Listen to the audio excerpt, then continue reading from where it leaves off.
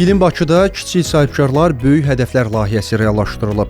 Sosial-iqtisadi yönümlü maarifləndirmə layihəsi 1 iyun Uşaqların Beynəlxalq Müdafiəsi gününə həsr olunub. 4-31 may tarixini əhatə edən layihə Bilim Bakı Mərkəzinin təşkilatçılığı, Paşa Bankın və Yaşad Fondunun dəstəyi ilə baş tutub. Layihə şəhid ailələrinin və Paşa Bank əməkdaşlarının 10-14 yaş arası övladları üçün təşkil edilib və onların sahibkarlıq bacarıqlarının inkişaf etdirilməsini hədəfləyib. Təlimlərə 100 şagird cəlb olunub. Bilim Bakı Mərkəzinin peşəkar təlimçi heyəti tərəfindən keçirilən dərslər zamanı iştirakçılara sahibkarlığın əsasları, struktur və növləri, brendin yaradılması və satış strategiyaları haqqında nəzəri və praktik biliklər verilib. Amma heç də oxumurdu ha.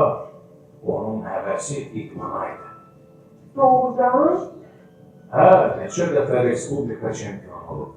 Paşa Bankın marketinq direktoru Zara İbrahimzadə bu layihənin uşaqların sahibkarlıq sahəsində bilik və bacarıqlarının artırılması baxımından əhəmiyyətli olduğunu bildirdi. Ümumiyyətlə Paşa Bankın missiyası sahibkarlığın inkişafıdır və daha belə uşaq vaxtından bu sahibkarlıq bacarıqlarını inkişaf eləmək bizim üçün çox vacibdir.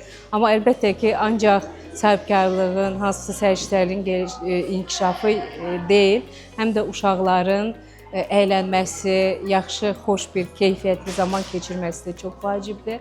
Ona görə də bizim üçün bu layihə və hörmətli Bilim Bakı əməkdaşlığı ilə, ekspertizası ilə birləşincə çox dəyərlidir və İnşallah da sonraki mərhələlərdə, illərdə də bunu davam etdirməyə düşünürük. Bilim Bakı Mərkəzinin rəhbəri Ahmet Kösə deyir ki, artıq ikinci dəfə həyata keçirilən bu layihə həm də uşaqların yaradıcılıq, komanda işi və strateji düşüncə qabiliyyətlərinin inkişafına töhfə vermək məqsədi daşıyır. Bir aylık bir tecrübe paylaşımı oldu. Bu tecrübe paylaşımından sonra çocuklarımız kendi logolarını, kendi markalarını oluşturarak ne yapıyorlar? Şirketleşmelerini sağlıyoruz. Ve biz bu yaşta verirken 10 yaşından itibaren biz bu çocuklarımıza bunu yapıyoruz. Ve bu ikincisi oldu artık. Bilim Bakı olarak küçük sahipler, büyük hedefler layihemiz artık sıradan bir hal değil de geleneksel bir hale dönüşmeye başladı. Birincisi, ikincisi, üçüncüsü ve her yıl artık düzenli olarak düzenleyeceğimiz bir marka.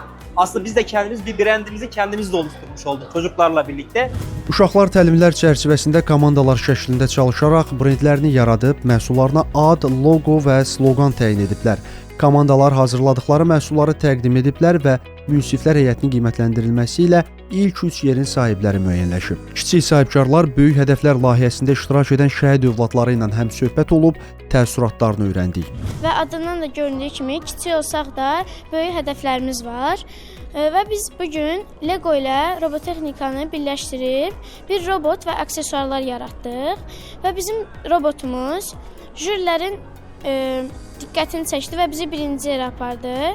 İnşallah gələcəkdə biz bu robotu daha da böyük hədəflərimiz var və bunları daha da yaxşı eləyəcəyik. Yəni yaxşı ki, 3-cü yerə layiq görüldük. Yəni əziyyətimiz yerdə qalmadı. Bizim müxtəlif rəsmlərimiz var. Jürilər də bunları bəyəndi. Biz də portretlərləri komandası olaraq bu tədbirə rəng qatdıq. Sonda bağlanış mərasimi keçirilib. Qalib komandalar xüsusi hədiyyələrlə mükafatlandırılıblar.